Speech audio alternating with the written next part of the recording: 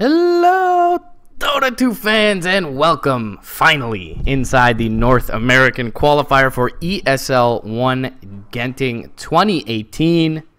That's going to be a major coming up in these, small fries kind of vying to get their way into the closed qualifiers in the North American region. We really know how to pick them, myself and Mike Loris. Thus far, 2 games we've selected. Both of them have ended up in forfeits. But this is the first one we'll get into. Mind's Eye Gaming taking on Intimidation Gaming. So we'll see whether the intimidation factor takes over the Mind's Eye or whatever. However you want to look at this one. Mike, how you doing, buddy? Finally into some Dota today. And hopefully it's going to be decent. There's the nature of open qualifiers in general. Especially with open qualifiers where we don't recognize really anyone. And we're not experts, right? But I like to think that we generally know a little bit more of the people because we see those like early rounds of those other tournaments. But I got absolutely nothing right now, like literally nothing. So 50-50, flip a coin. I have a couple coins near me. I have no idea who's gonna win. So I've seen this Mind's Eye tag before, but I don't think any of these players were on any of the previous iterations that I saw. And obviously, when I did see it, it was in some other open qualifier type of format. So definitely not kind of an org that's been flying around. But Ched and Avatar, I think Avatar is tagged up as existential. I know these guys both stream, so they must be at least, to some extent high school players. But yeah, gotta agree with you. For the most part, really, there was only one team, which is Taco Maker, that had a player that I recognize well, and that is Baidu King. And often because, I see him bantering with RTZ on his stream or just in the kind of FPL games. And his team's match in this round of 16, his opponent, that is, forfeit or didn't make the lobby on time. So we'll probably be picking it up, with them in the round of 8. But for now, in this round of 16, we are going to take a look at this matchup, Mind's Eye versus Intimidation Gaming. So we do have a little bit of a, if nothing else, a war of countries here. Mexico versus USA. I was actually casting the Mexico WESG qualifiers or whatever. Mm-hmm. And I don't mean to like throw shade or anything like that, but the talent for playing in those games was, let's just say, not very deep. This is where it starts, right, Mike? Really, really rough around the edges, Dota, and like a little bit more so than you would expect from like your SA games where shit just hits the fan and everyone just goes full retard. But no, these games were really, really rough. So I'm not really sure how much you could read into that necessarily, but either way, it is going to be already the Radiant taking a lot of their time to make 2 picks. I mean, these are great picks to have up against Co-op and Nation Apparition, but definitely concerned if they don't get on the ball as to what they actually want to do. Yeah, it doesn't seem like they're completely, throwing shots into the dark, though, as you mentioned. Nyx Assassin Disruptor, a great tandem as far as dealing with the Queen of Pain. Nyx Assassin can certainly offer kill potential on some of these squishier supports in the early mid-game. As to the AA, and overall, bans look pretty standard. I guess the one that's kind of out of place is this Bristleback actually being removed by the Radiant. We haven't seen much of that hero at all recently.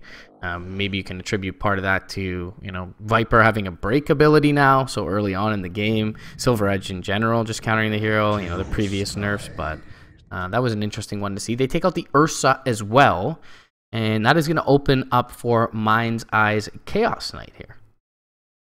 Pretty clean pick with an Ancient Apparition.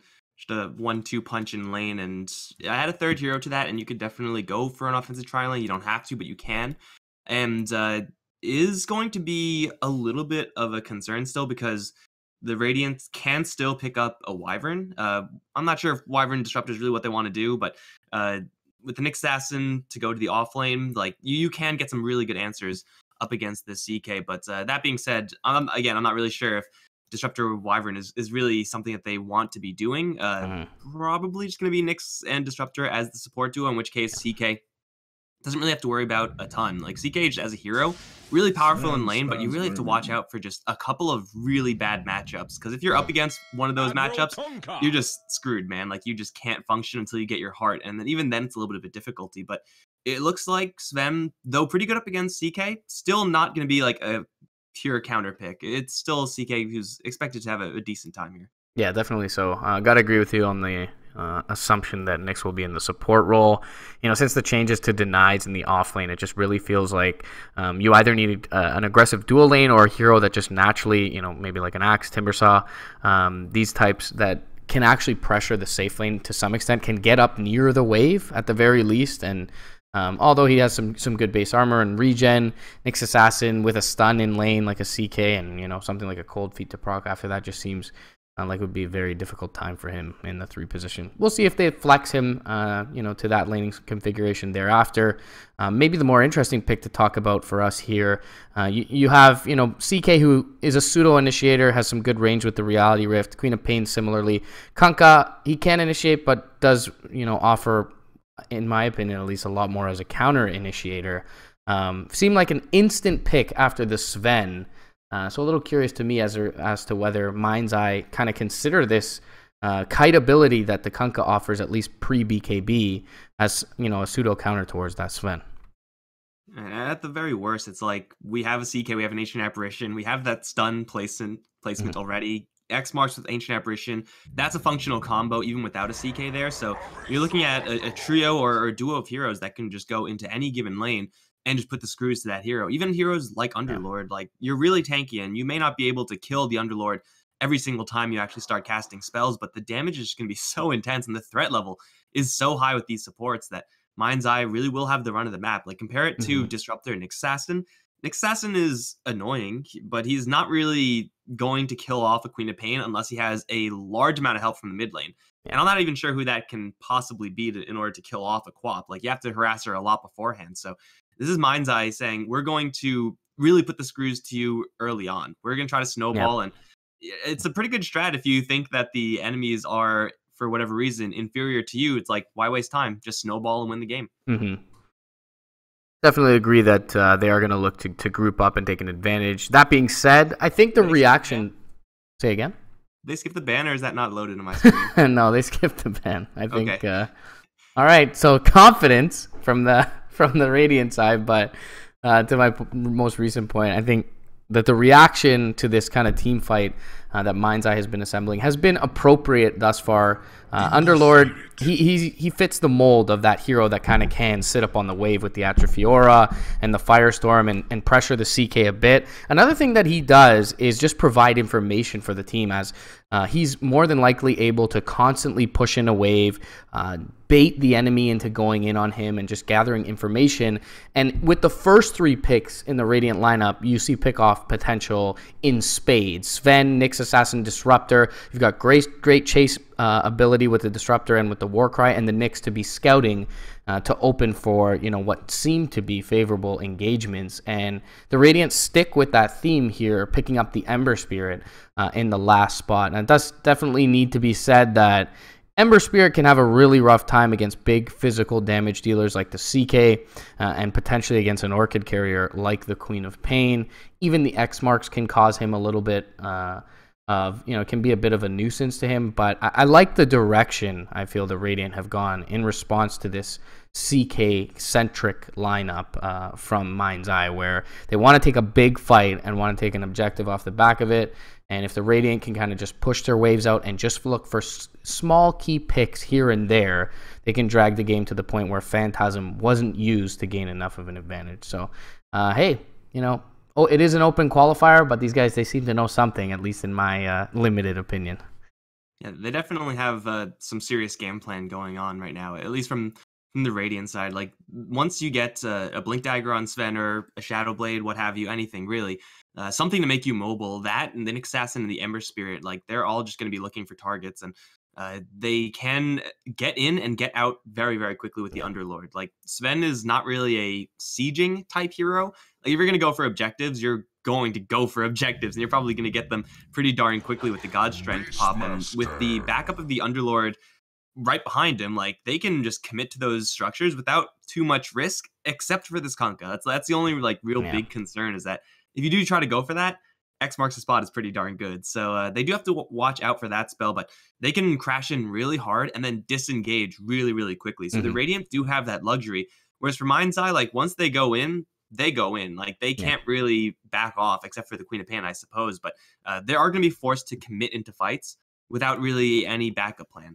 Yeah, and to your point, it's not so much that only the Queen of Pain is really the elusive one to get out of the fight, but it's that when you do expend these big ultimates, namely the Phantasm, but also the Sonic Wave and Primal Roar and Ice Blast, you want to get things done. And if you don't, it's going to mean, a minute and a half or so of downtime where you're really unable to accomplish anything on the map. So, yeah, I agree with you there. I think a lot of this definitely going to, as we've seen most recently in Dota, is going to come down to the lanes and who can kind of snowball their advantage. But I think you make a great point as well with the Underlord, not only being this kind of just beefy, annoying laner that can right click on your towers, push your waves in constantly, gain information from his side, but he can also, serve his purpose as far as this kind of pick off in and out lineup with the ultimate being available, the Dark Rift. So that's another aspect I didn't even consider, where he fits into this Radiant lineup. Smoke out from that Radiant side, and looks like they're gonna split a little, just use this for the extra bit of move speed. Aesthetics though gets a ward down in due time. Gonna give him vision of that Southern Bounty rune, and up on the high ground, the entire lineup of the Dire could be looking at a kill in on the Ember Spirit mid lane. Did see him briefly, and they'll opt for patience here on the high ground. We'll see if the Ember bites. Don't go up there. Don't go up there. One right-click chilling touch. They will skill the Chaos Bolt, but certainly well worth it, and it's more than likely what you're going to skill level 1 as a CK in any lane. So they'll grab themselves the first blood, the Dire side does, and likely secure the Bounty Rune here as well. And an excellent start for their side. I don't even know if it's the Mexican team or the US team. I've lost it now. I think Radiant is Radiant Team Mexico, and yes. Mind's Eye is Dire. It's no tags on the people, nor any flags or team names, so that feels really bad. You're correct. You're correct, though. Now that you say it, that it makes sense when I envision the draft screen once again. So Murica up 1-0, trying to build a wall in this first game. God damn it, are we doing that? Is it going to be one of those games? Axe is going to fly, but I'm sorry, I couldn't help myself. And actually going to steal away the wave. So this will be a nice little boost to him for his early levels. He did skill the Wild Axes, which is a bit unorthodox, but should gain very close to the level 2, if not the full level 2 here, as one creep did leave. So can be able to get that Call of the Wild for his lane. Meanwhile, Ched in the mid lane should have a pretty favorable matchup. Queen of Pain versus the Ember. And yeah, top lane, Torrent is going to connect on Matina. He's just going to throw out the Firestorm and goes for a bit of a late TP there as well.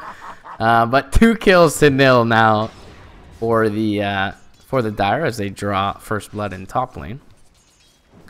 We kind of just glanced over this last pick for the Dire side, the Beastmaster. Outside of being able to initiate, which is something that the Dire side maybe didn't really have quite enough of, so that's going to make it a solid pick if he doesn't die right now, which is certainly a possibility. I think he's fine with the Fairy Fire in the south.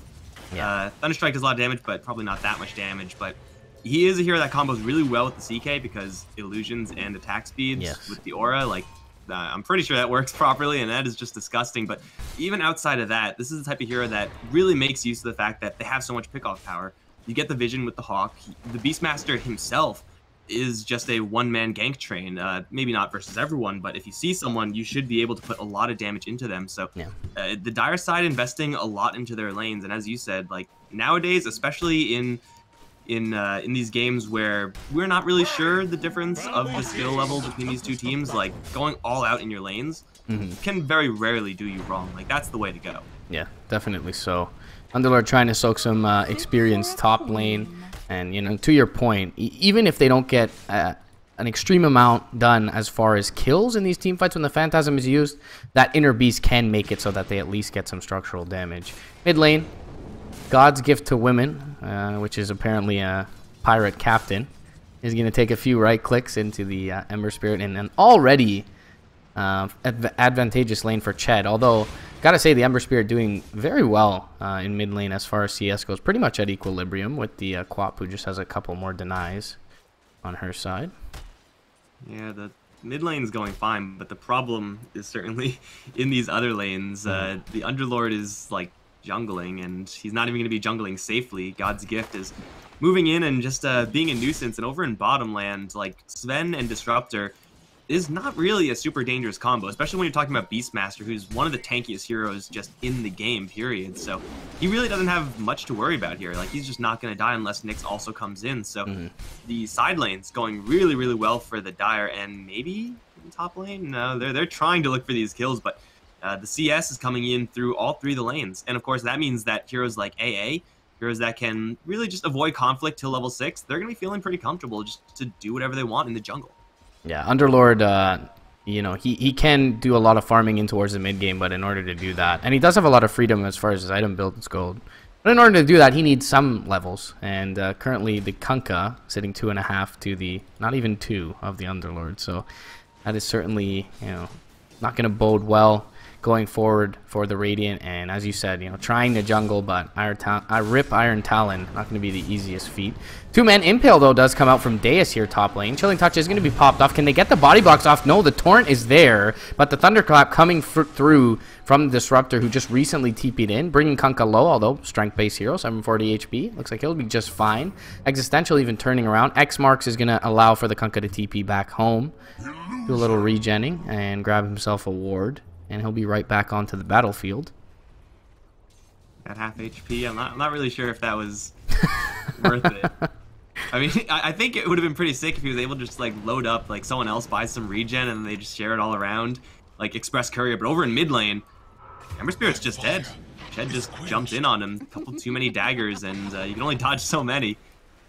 Yeah, he's gonna net himself a solo kill, and wise timing, I suppose, from Ched, as the Disruptor, you know, was just seen TPing in towards the top lane.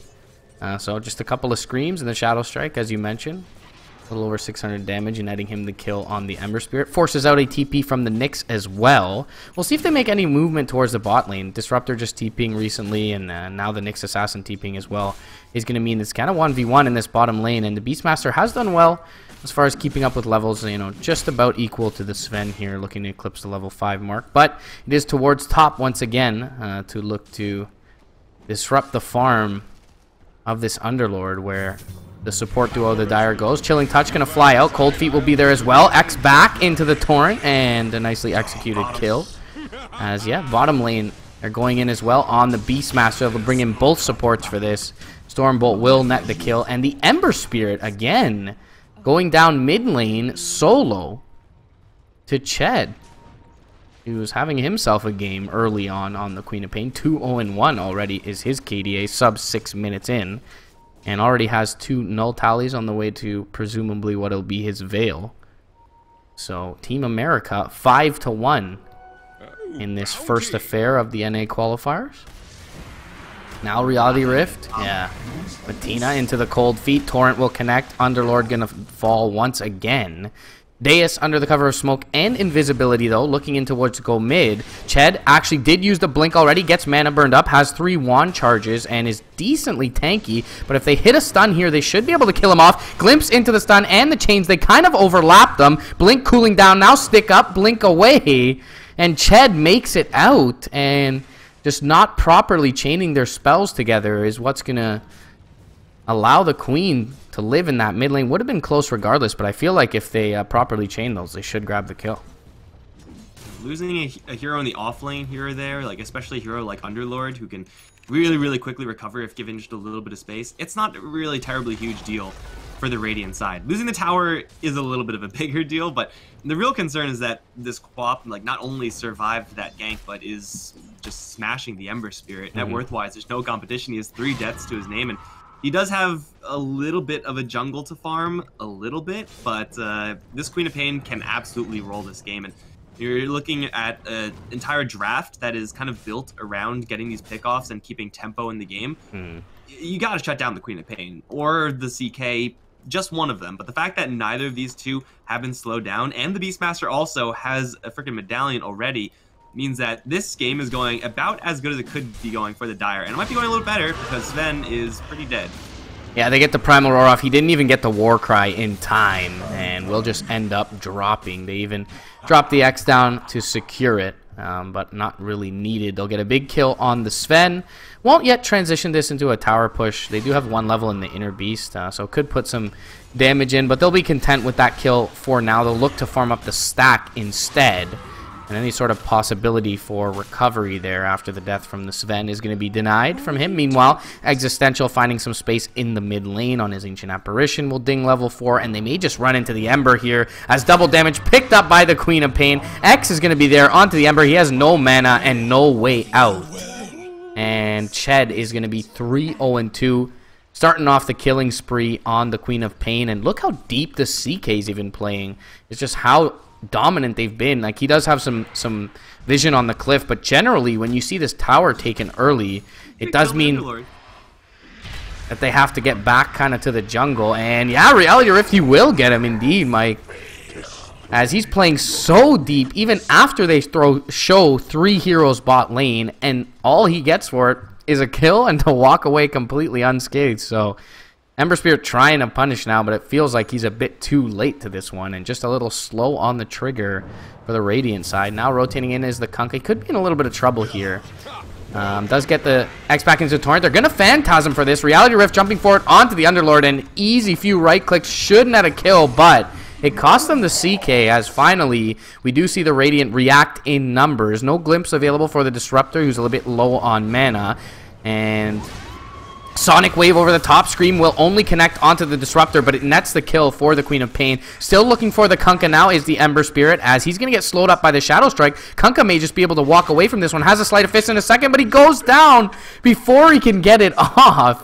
Blind Torrent going to be flying and connects with the Icy Vortex. Blink forward, Magic Amp there from the Icy Vortex, level 3. And the Scream finishes off the Nyx. It's a triple kill for the Queen of Pain. They do end up losing their CK there early on top, but it is 13-2 in the favor of the Dire side right now. And, you know, as you said previously, all things coming up Dire in the early game.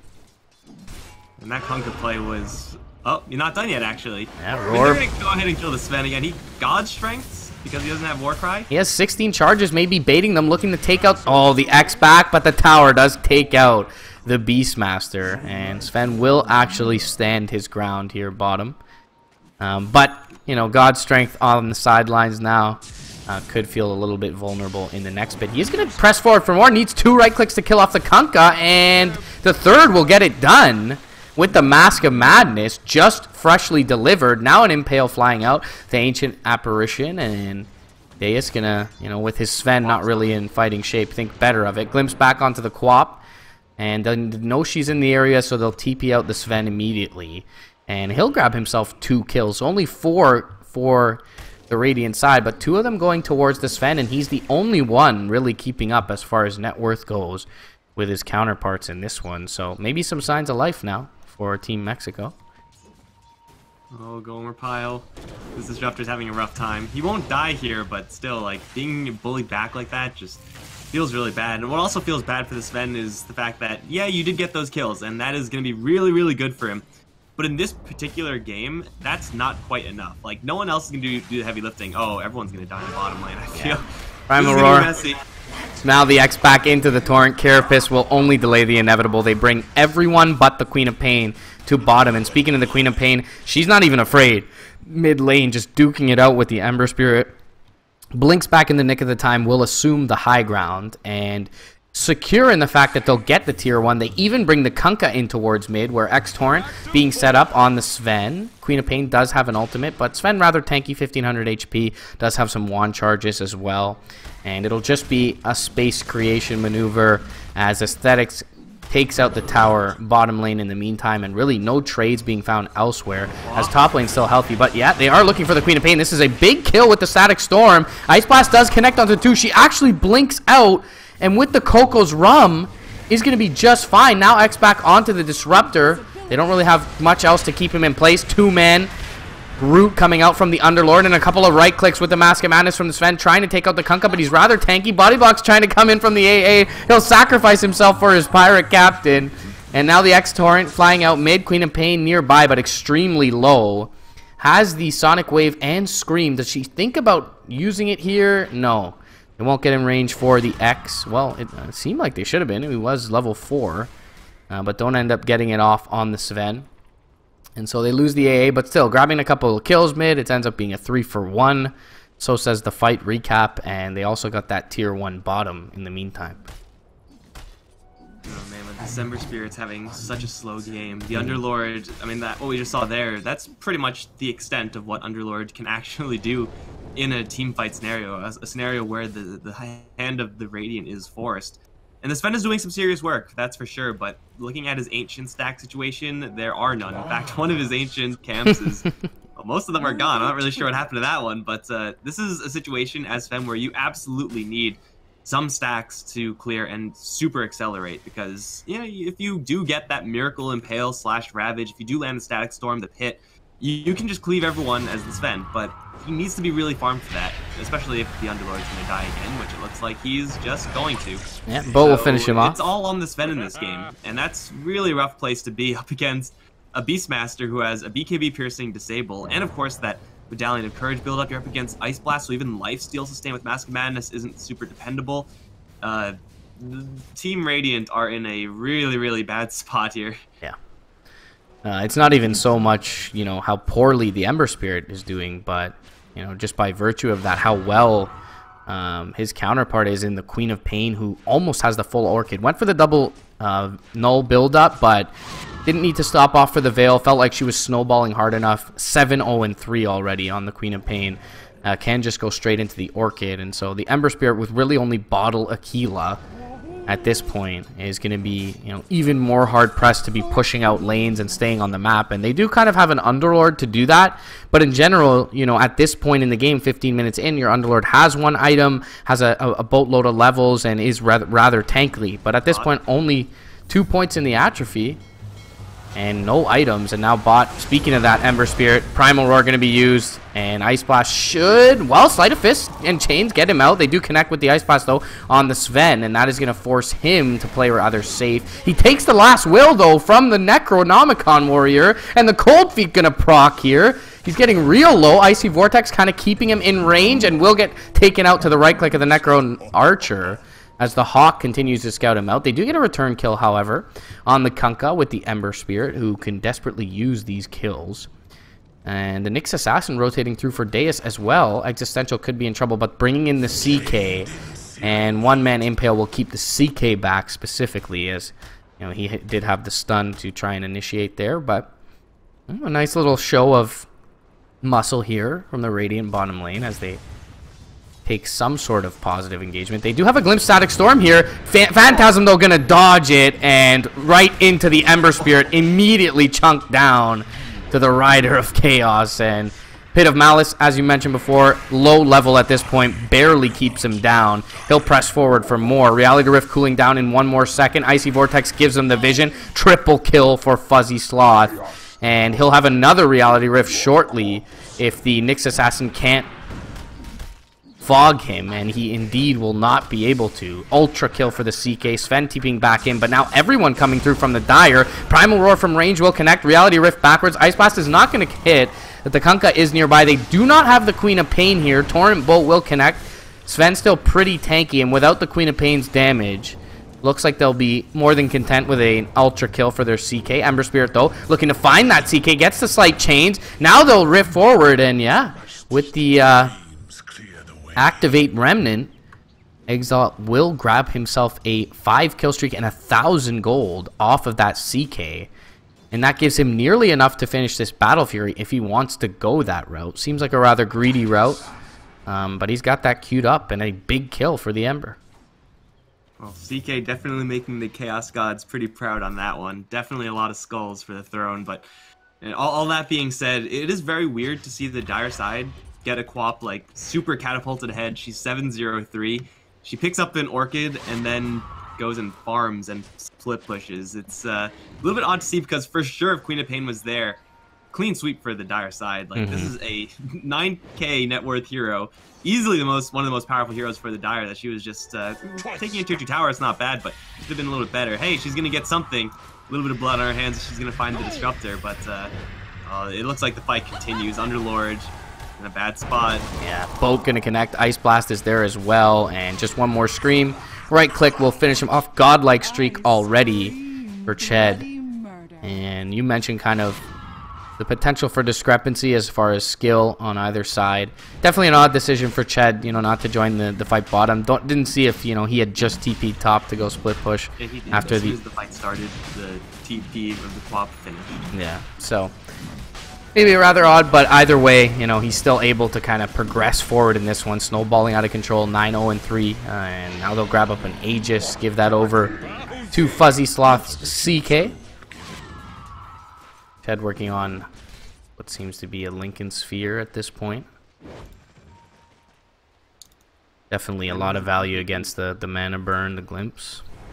BKB Mask of Madness is...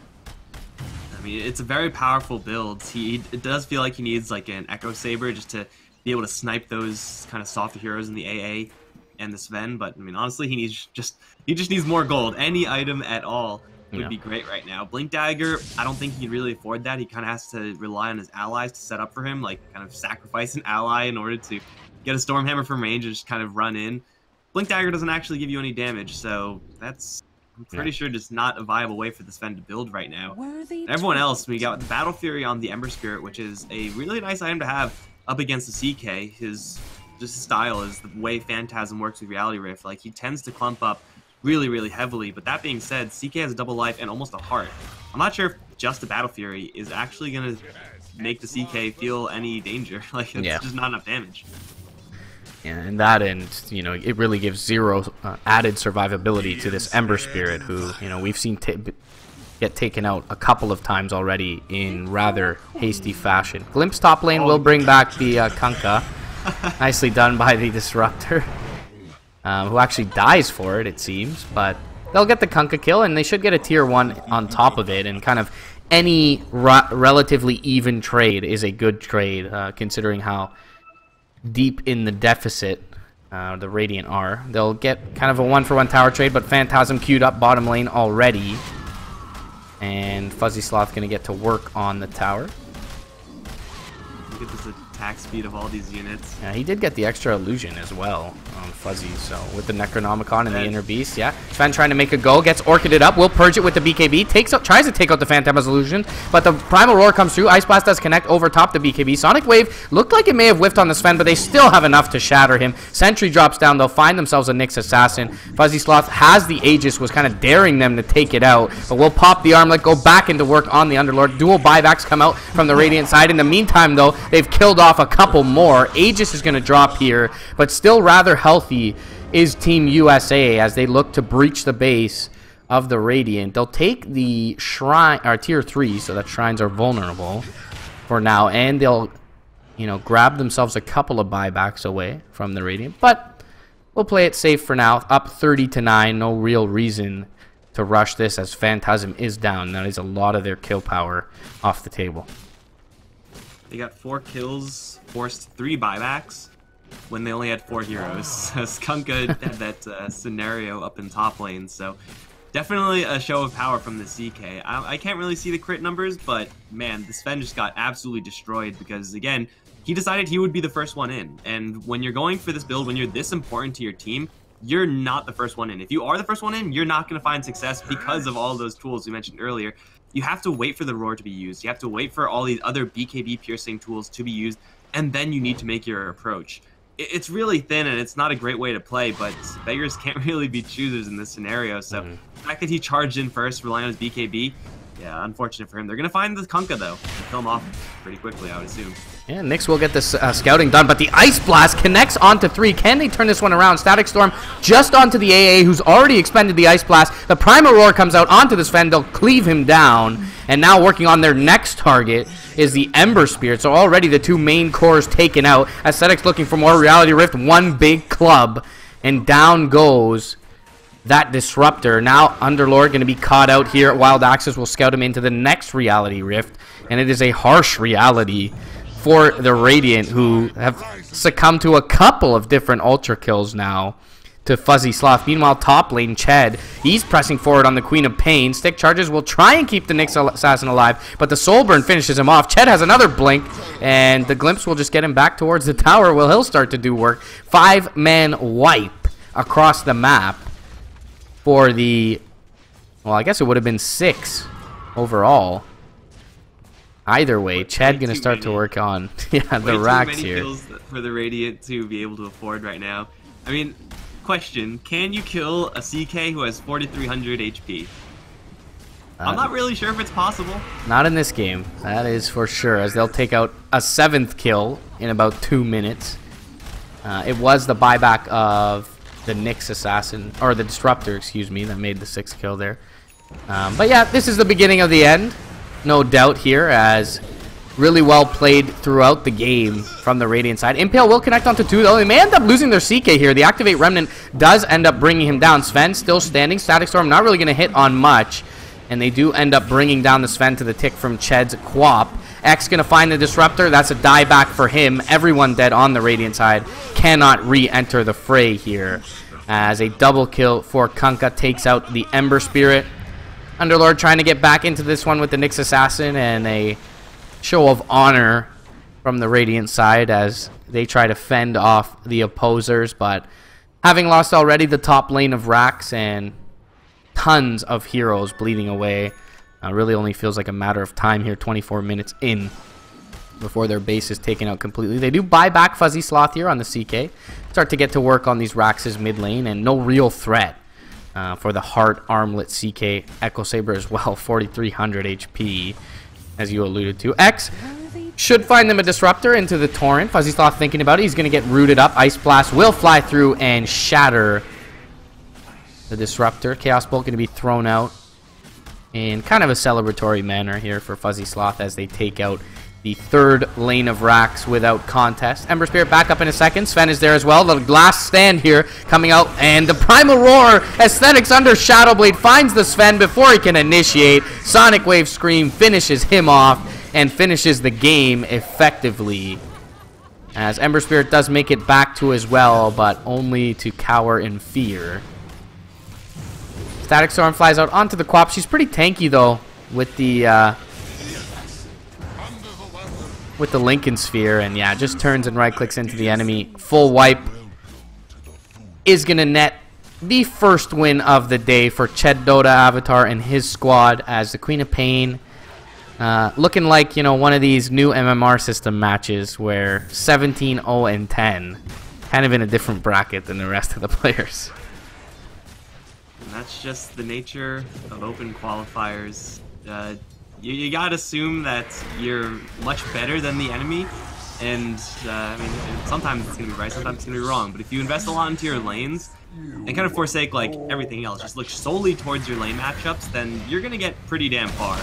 And so we did see that in this particular game, where the Radiants, they had no mid lane. Like there is no Ember Spirit in this game. They had no top lane. The Underlord, 0, 15, and 4. My god, like, these are not numbers that you should be feeling at all nearly comfortable with in any way, shape, or form. So, I mean, this is just a simple mismatch. Like, this match had 2 teams that had a skill difference that's just a little bit too large. Yeah, even BM kind of found diving here before they take the tier 4s out, but the Beastmaster will get back to work on objective-based gaming. Big-ass Sleight of Fist here with the Battle Fury. A lot of units around, but doesn't kill off Aesthetics. And he'll get back to work on the Ancient. Ember Spirit trying to kill him off. Ern was there for just a moment. Is it enough to keep him alive? It is not. But the Ember Spirit going to pay dearly for his transgressions, as the last few right clicks coming out from Ched. And in kind of the same manner as this entire game is gone, he'll grab himself a triple kill. 21-0-11 on the Queen of Pain. Impale connects on 2. Items, and the Kunkka just grabbed all of them. That's I don't know, man. Don't you want your score screen to look a little better when you have a game that good? But either way, Mind's Eye, they will take the victory. Team America, quote unquote, in this game. 21-0-11 on Ched and 18-4-12 on Fuzzy Sloth. So When your cores combine, 2 main cores combined for 39 kills of your 54 in 26 minutes. Sounds like it's going to be a good game. Certainly was for this squad. We're kind of going to be hopping around here, guys. Myself and Mike Loris here on twitch.tv/ESL_join Dota Blue. Try and follow these North American qualifiers. Don't see anything right away in the watch tab. So I'm going to throw you guys in the wait screen. We're going to try and get into Taco Maker's games. That's Baidu King's squad, one of the few names we kind of recognize in this qualifier. And if we can, we'll hop in that ASAP. If not, I'll let you guys know shortly what will be the next game we'll be hopping into. We'll hop into the wait screen for now for a quick break. ESL One Genting 2018 qualifiers brought to you by Mercedes-Benz. Return shortly.